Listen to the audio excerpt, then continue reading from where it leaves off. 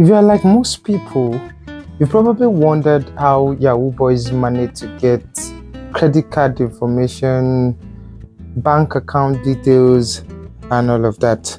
One of the fundamental methods that Yahoo boys use to steal people's information is phishing, and it's a topic I've been meaning to discuss for a while.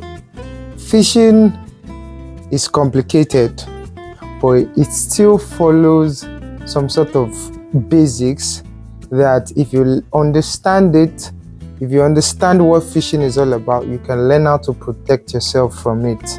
Let's get started. Phishing itself is a deceptive practice used by cyber criminals to mimic legitimate identities of real company executives, companies, websites, and all of that, to trick you into submitting your information, data, or what have you.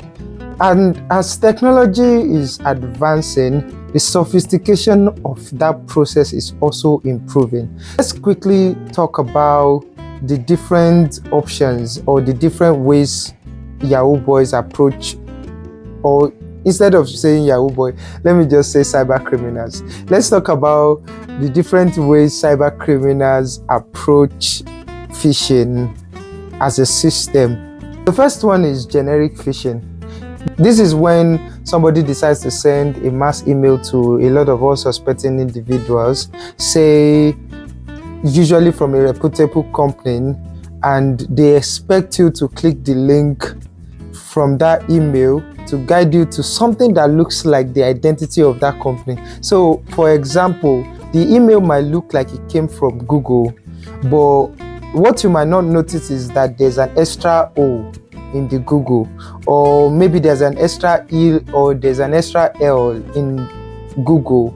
And for somebody who is unsuspecting, the moment you click on that link and you submit your information thinking that you're actually navigating the actual Google, the website, well, they've taken your information. So usually the goal of those emails is to get your maybe personal information that they can eventually use to reach out to you, or your credit card details, because most people have their credit card details linked to some of their Google accounts and all of that. And if they have access to your email, there's a chance that they can access all the cards and passwords that you've saved on your Gmail. Let's go to the next one. This one is spear phishing. Spear phishing is actually a form of targeted attack. Unlike generic phishing, where somebody just decides to send a mass email and hope that somebody clicks, this one is actually customized for one person. So in this case, they already have the details of this person. They target specific individuals in a particular organization using a customized message for the person. So the person feels like, okay, so this message looks legitimate because he has their name, he probably has their company, their information, their position inside the company. Usually a quick search on LinkedIn can provide some of those details and all of that, and you customize the email for the person you're trying to target. And after customization, so customizing the email kind of increases the likelihood that the person will take the bait, because the email will look credible enough. So it's highly targeted. It's not like the generic phishing where it's just mass email. Then let's go to the next one. This one is whaling. Whaling in this case is kind of similar to generic phishing, but it is more for high-profile executives in large organizations. Phishing email looks like a corporate email. So it looks like corporate communications, legal matters, or maybe financial related issues that are currently occurring inside the organization itself. And it often requires that the person, the recipient, takes immediate action. So let me give you an instance of that one. So sometimes it might be that they send an email to the company CFO, the chief financial officer, to acknowledge a particular invoice. And the person, not knowing that the invoice is not coming from a legitimate organization, or is not coming from maybe the financial department of the company, they would acknowledge that invoice and may probably approve payment without realizing that the without realizing that the email actually came from an illegitimate source. And so whaling is more like high profile money scheme, and it usually requires some sort of advanced techniques, because you need to be able to access the company's system, inject yourself into the company's email threads, and then one person maybe in charge of finances or somebody that, because at the end of the day the goal is to get money out. If you can get this corporate person, this executive level person, to take the bait and believe that the email is legitimate because it looks like it's coming from internal communications or something that requires they take immediate action. It's usually an email they send over the weekend because maybe it's hard to quickly get people together and all of that, but because they think it's urgent, they quickly act on it, and well, the rest is history. So sometimes, besides requiring the executive to approve a financial transaction, it might also be for them to review sensitive information. Now, let's go to voice phishing. Voice phishing is more like a popular one that an average person has probably experienced. They call it phishing. So with voice phishing, almost everybody has experienced this. You probably get a call from somebody posing as a bank official telling you that, oh, your bank account has been blocked, and they are a representative of the company and they are trying to help you fix your bank account, and you should tell them your card details or your banking details so that they can quickly help you resolve the information. Or they might pose as maybe one of your relatives and tell you that, oh, sorry, we are trying to get this information, we are currently from this police department or whatever it is, and if you fall for that trick, you reveal your credit card or your debit card details, or that's your ATM card details to them, it's gone. People who do this usually use publicly available information. Maybe you've submitted your number somewhere, or you submitted your account number somewhere, or somebody requested that, oh, Zaya, submit your number to get airtime and all of that. And somebody goes on that thread, and then they take all the numbers they find, and then they start sending them